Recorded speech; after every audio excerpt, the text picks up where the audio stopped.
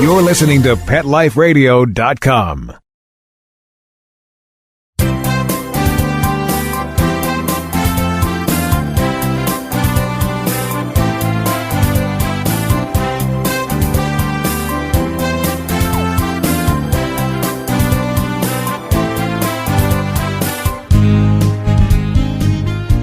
Well, good morning or good afternoon, whatever the case may be. You are here live with Dr. Call-in show, Ask the Vets with Dr. Jeff. And we're here for you. We're here to talk about your pets. We're here to answer questions. We're here to talk about anything you want. As a matter of fact, we'd love to hear from you. Just to call us and tell us just how great your pets are, what you have. I'd like to know. I have 10. I have 5 and 5. Some of you have been on my Facebook page at Dr. Jeff Werber and read, unfortunately, about the sad fact that I had to say goodbye to 3 of my cats in the last 2 months, which was really tough. So I'm down to 10 animals. I know that's, for many, might be kind of crazy, but I like 13 a lot more.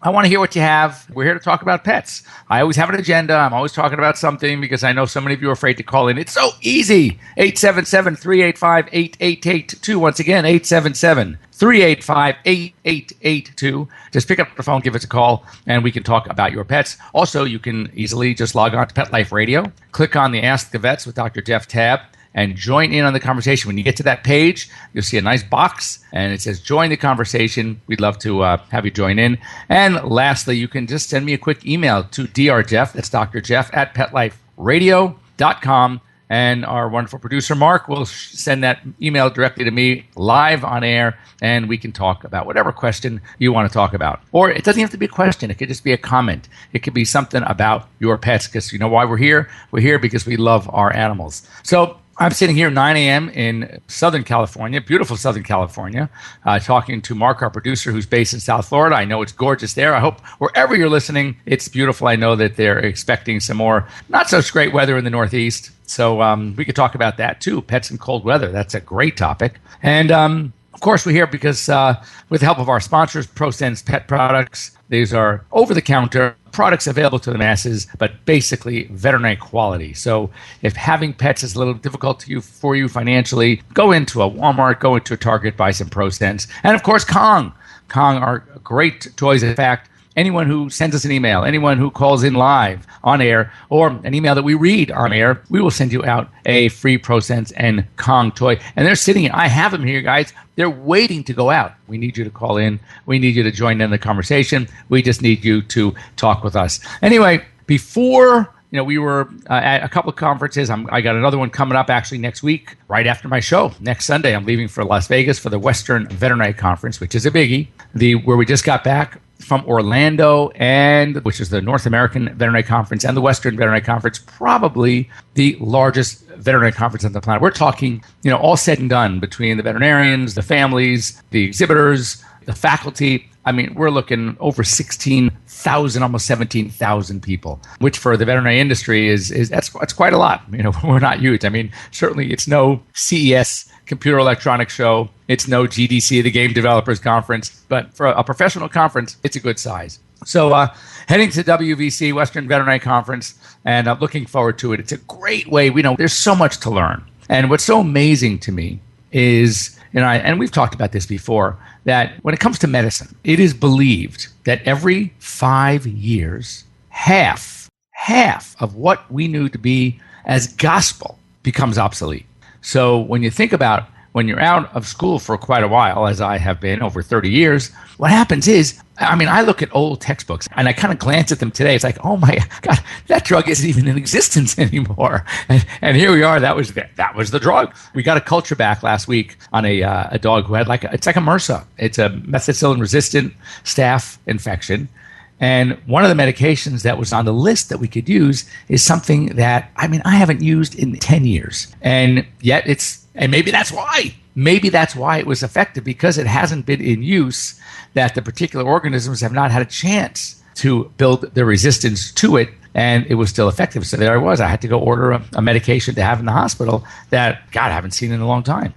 So it's pretty cool. That's why it's great to go to these conferences. We call it CE, continuing education, obviously required by our various states.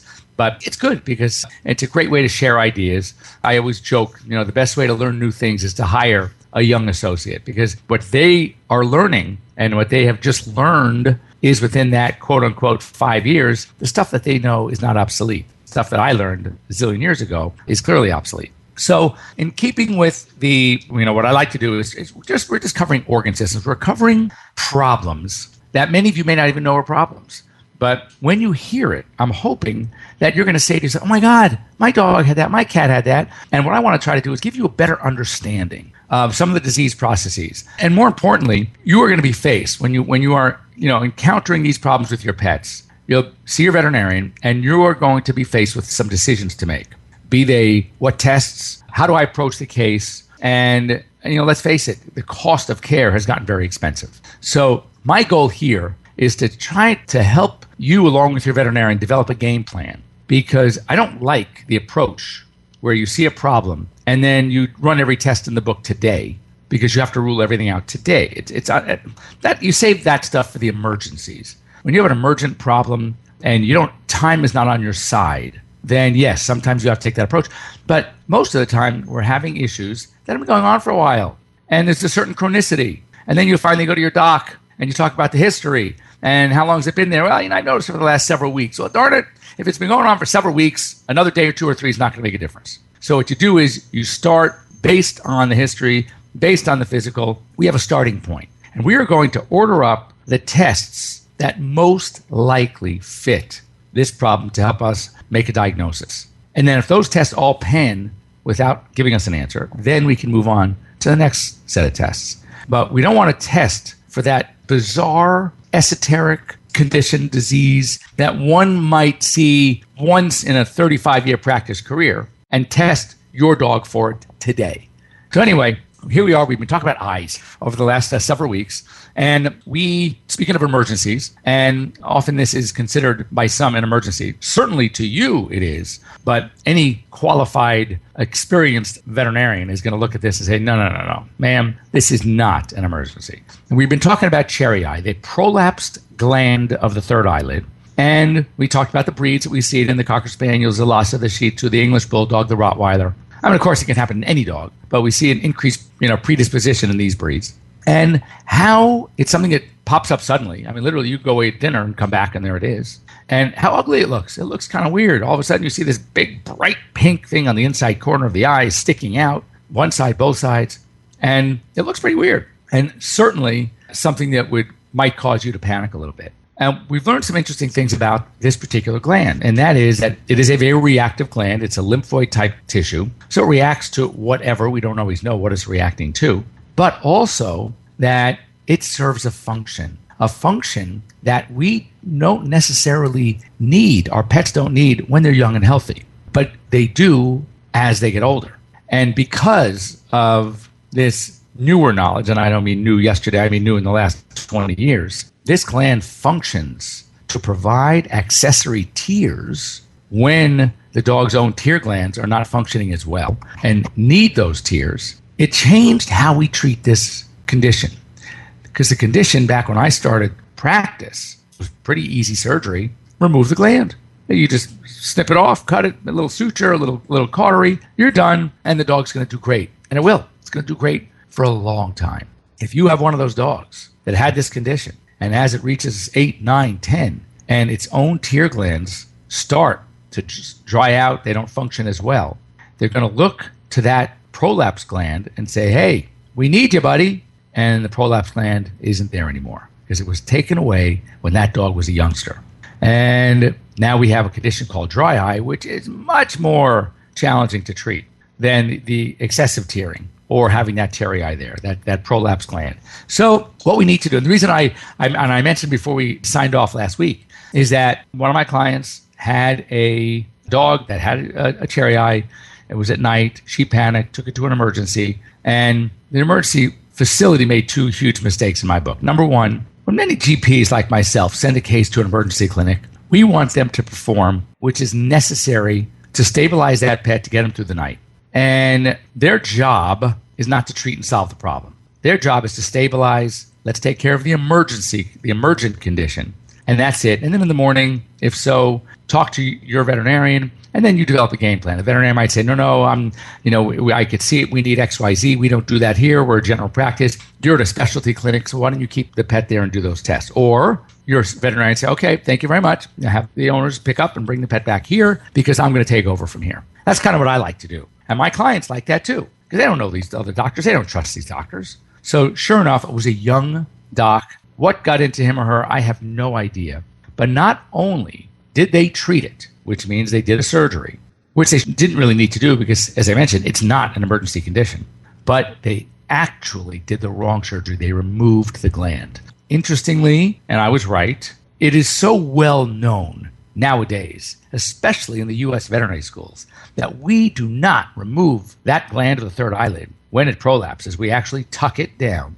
That my bet was, when I heard that this doctor removed it, I said, I can pretty much guarantee either they were sleeping in the lecture, they worked with a much older practitioner and wasn't paying attention to the new ways of doing things, or, which is where I was right, they were a graduate of a foreign veterinary school.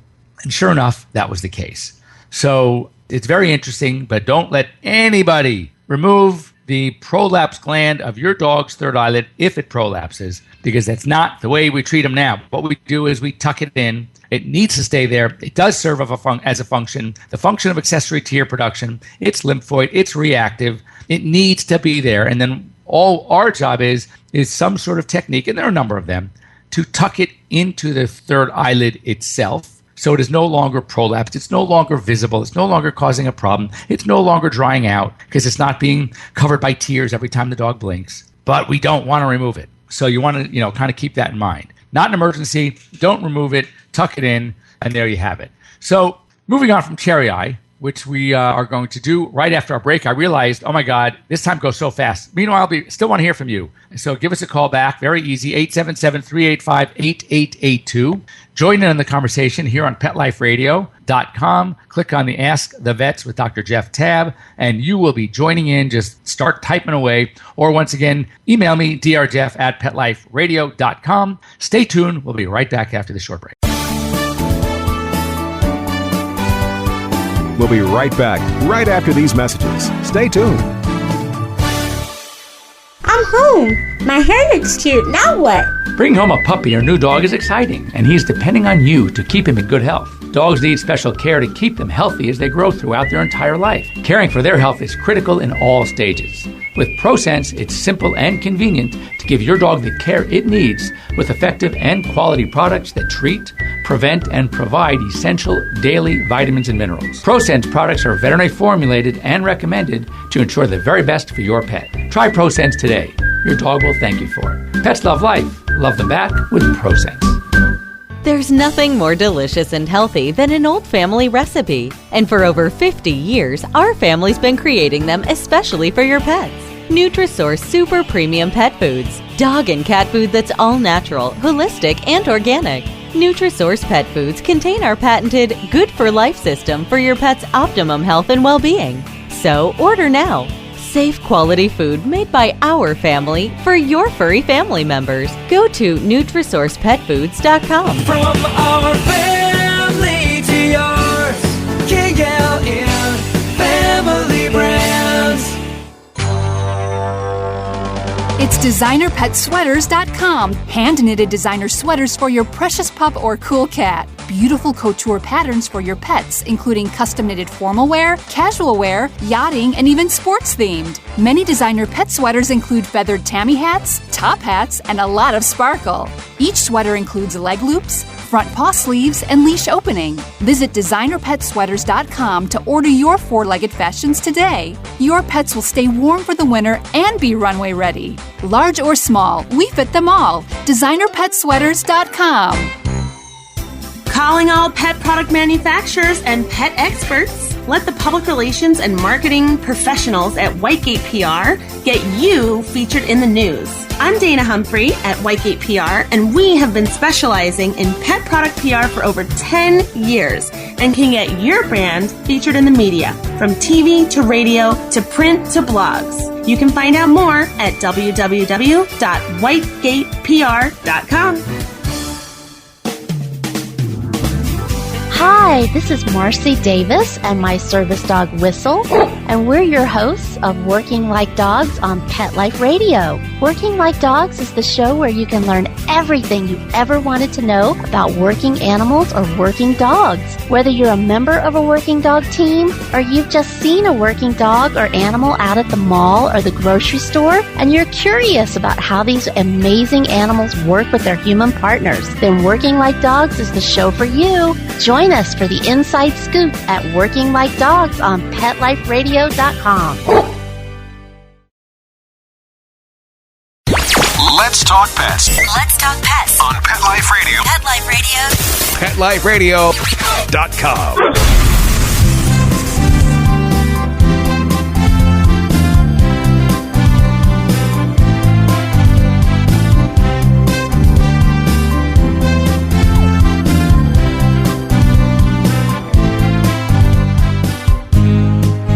And welcome back. You are here live with Dr. Jeff Werber, host of Ask the Vets with Dr. Jeff, our only live call-in radio show here on Pet Life Radio.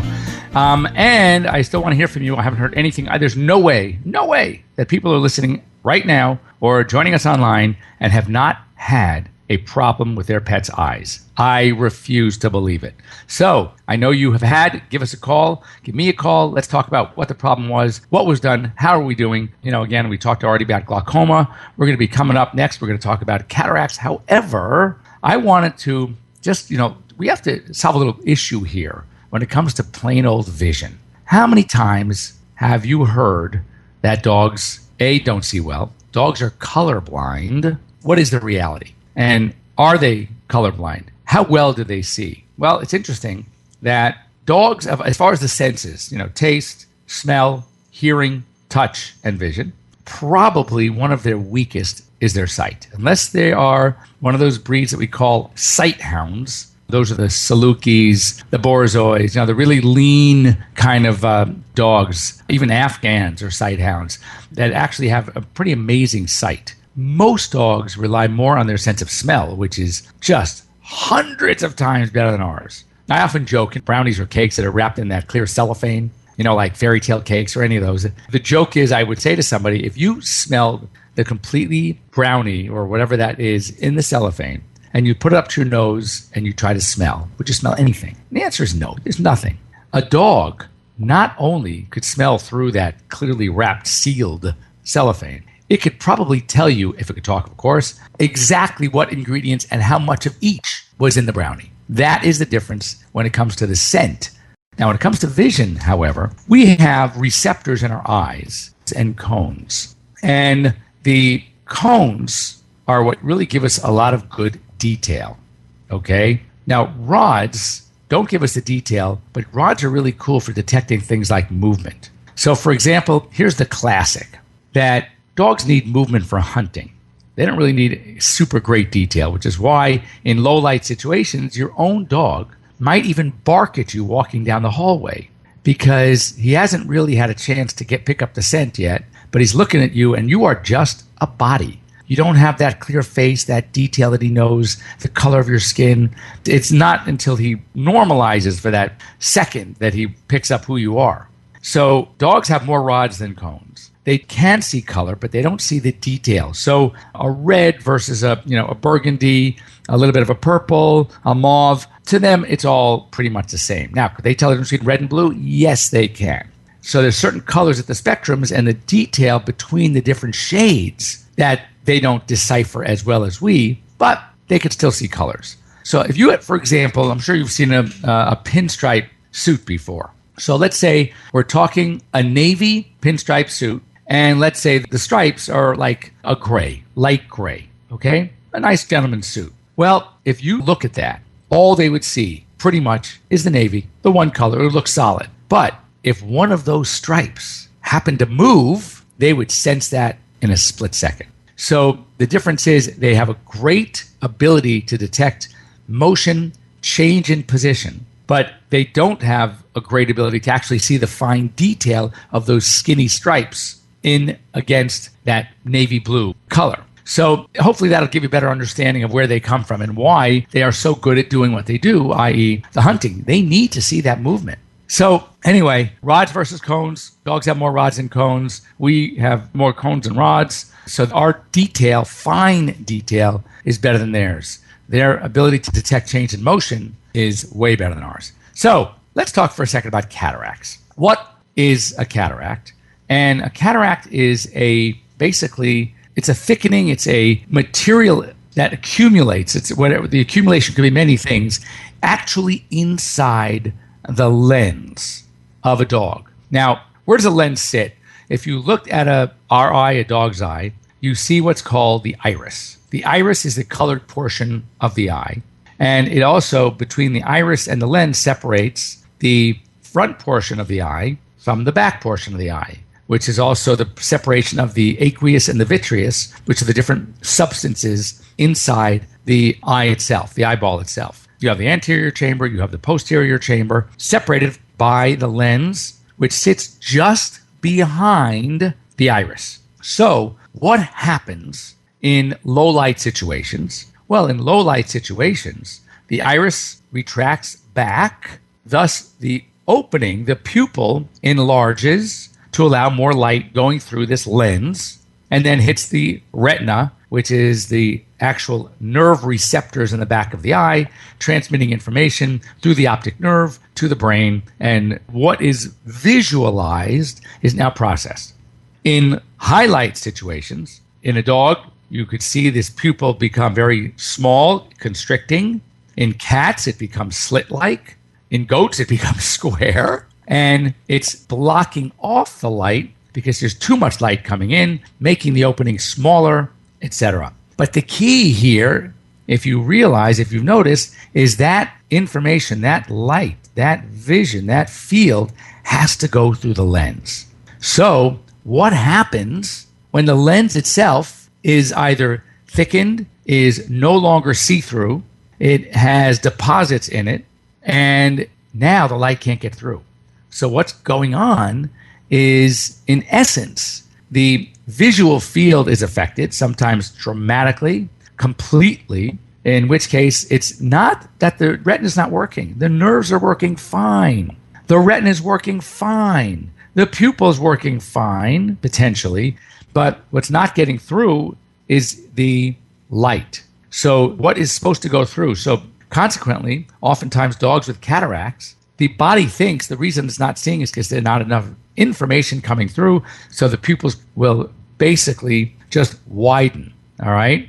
Because the thought is that we can't get enough light through. It's not that the light's not there. It's because of the cataract, the deposition of material within the lens itself. It's not allowing the light to go through. The brain is thinking that it's just a matter of light. So dogs with cataracts typically will have very large pupils. Now, cataracts can be due to a lot of different things. There is a disease process, and if you recall, when we talked about diabetes mellitus, which is the sugar diabetes, we often see a very high correlation between a cataract and diabetes. So oftentimes this deposition of material within the lens causing a cataract is secondary to that which is going on in the blood with the high blood sugar in a diabetic. So therefore we do see very, very high amount of cataracts. Cataracts, otherwise, it could be congenital cataracts. We see it in young dogs.